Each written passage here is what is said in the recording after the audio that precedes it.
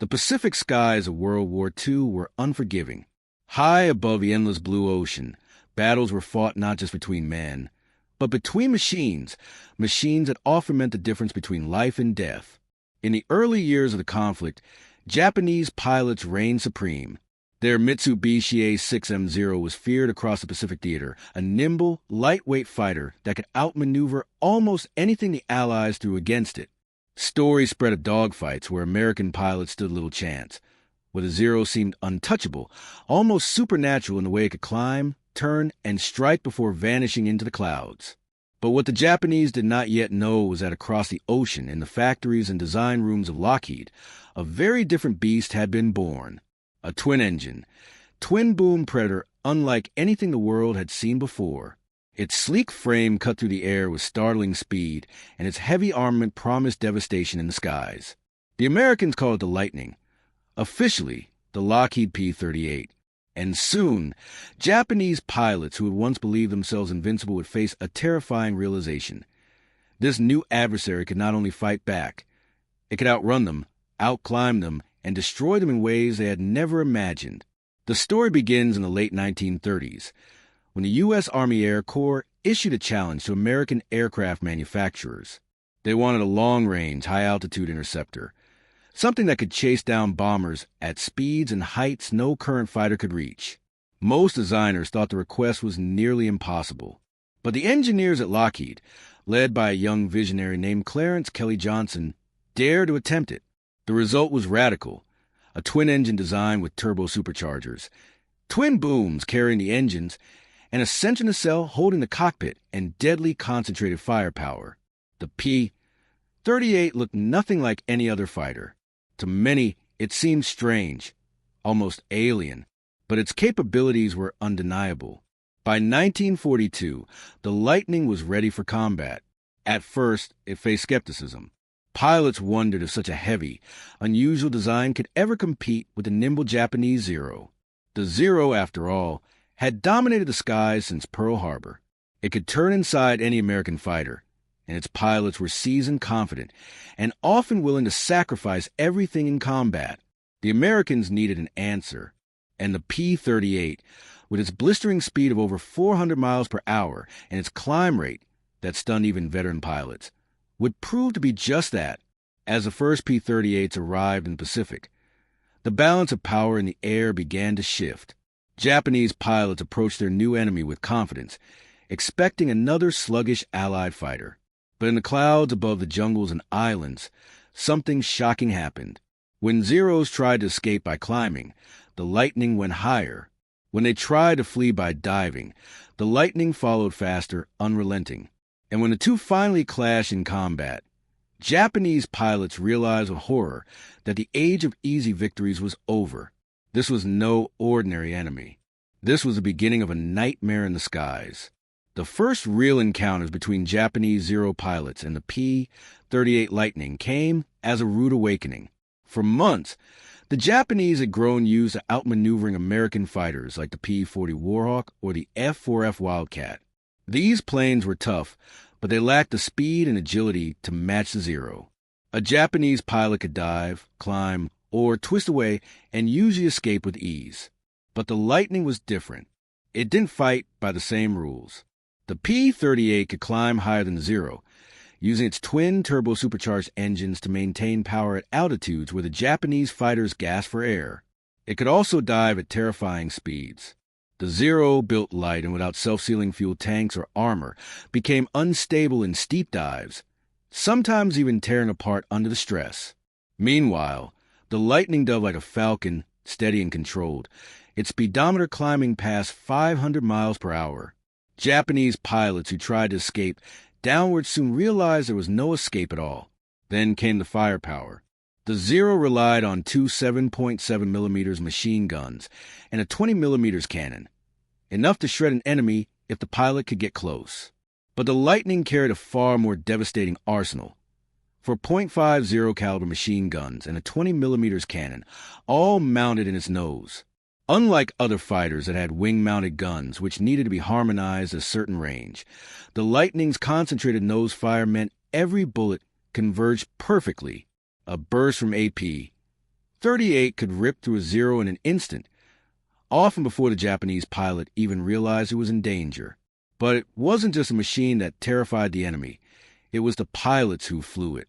One of the most famous was America's top ace, Richard Bong, who scored 40 aerial victories, most of them in the P-38.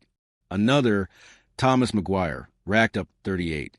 These men became legends, their reputation spreading even among Japanese squadrons. The Zero pilots began to whisper about the Lightning, calling it the two-tailed devil. For the first time, they felt the sting of fear before entering battle. There were other advantages, too. The P-38 had remarkable range for a fighter of its time.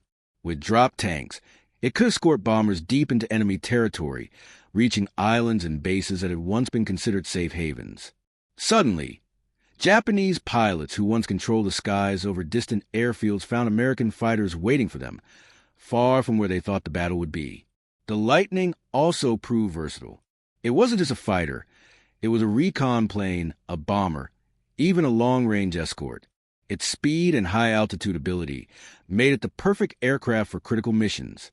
In one of the war's most daring operations, P-38s were chosen to carry out a top-secret interception of Admiral Yamamoto, the very mastermind of Pearl Harbor attack. The success of that mission sent shockwaves through the Japanese military and cemented the Lightning's reputation as a fearsome weapon. For Japanese pilots, the shock was complete. The skies, once theirs to command, had become a hunting ground for a machine they could neither outrun nor outclimb. The balance of air power was shifting, and the Zero's age of dominance was slipping away. The moment of truth came in battle after battle across the Pacific. Japanese pilots, once fearless, now carried a growing sense of dread each time they strapped themselves into their cockpits. The Zero had been designed for agility, for lightning-fast turns and daring maneuvers at low speeds. But those very strengths became weaknesses against the P-38 Lightning. To fight the Americans now meant facing an enemy who dictated the terms of engagement. In the swirling chaos of dogfights, Japanese pilots would attempt their trusted tactics: sharp turns, sudden climbs, desperate dives. But the Lightning's superior speed and climb rate allowed it to control the fight. American pilots quickly learned to use boom and zoom tactics, diving from above at high speed, unleashing a storm of lead, then climbing back into the sky before the Zero could even react. The Zero's agility, once its greatest weapon, was rendered almost useless. Against the Lightning, there was simply no room to breathe. One of the most shocking encounters came during long-range escort missions. Japanese squadrons expected to attack American bombers, as they had done so many times before, only to find themselves intercepted by P-38s far from home. In these duels, the Lightning proved merciless. Zeros that tried to break away often found themselves chased down in open sky, their fragile frames no match for the concentrated fire of the twin-boom Predator. Survivors returned shaken, warning their comrades that this was no ordinary foe. It was a machine designed to hunt them. The psychological toll was enormous. Japanese pilots had once fought with almost mystical confidence, certain of their superiority. But as more and more Zeros fell flaming into the ocean, that confidence crumbled. They began to realize that bravery and skill could not overcome raw speed, firepower, and altitude advantage. The Americans had built something that tilted the balance irreversibly. And perhaps nothing demonstrated this more than the mission that changed the course of the war in the Pacific: the interception of Admiral Yamamoto. On April 18, 1943, U.S. intelligence cracked Japanese codes and discovered Yamamoto's travel plans. 16 P-38s were sent on a daring, ultra-long-range mission to ambush him. Flying low over hundreds of miles of open ocean, they intercepted his aircraft precisely on schedule. In a matter of minutes, Yamamoto's plane was shot down, and the mastermind of Pearl Harbor was gone. The mission's success echoed like thunder across the Pacific. The Japanese military, already shaken, was left reeling. The Lightning had struck not just their planes, but their very heart. By the war's end, the P-38 had proven itself in every role imaginable. It was a fighter, a bomber escort, a reconnaissance scout, even a pathfinder for bombers. More than 10,000 were built, and they served in every theater of the war. For many American aces, the Lightning was a plane that carried them to glory and survival for Japanese pilots. It was a nightmare that never seemed to end. The skies had shifted forever. The days when the zero rule were gone, replaced by the twin-engine shadow of the P-38 Lightning. A machine born from ambition and daring design had become the scourge of the Pacific, rewriting the rules of aerial combat. And for those who faced it, one memory remained above all others: the haunting realization that no matter how fast they climbed, no matter how hard they ran, the Lightning was always there,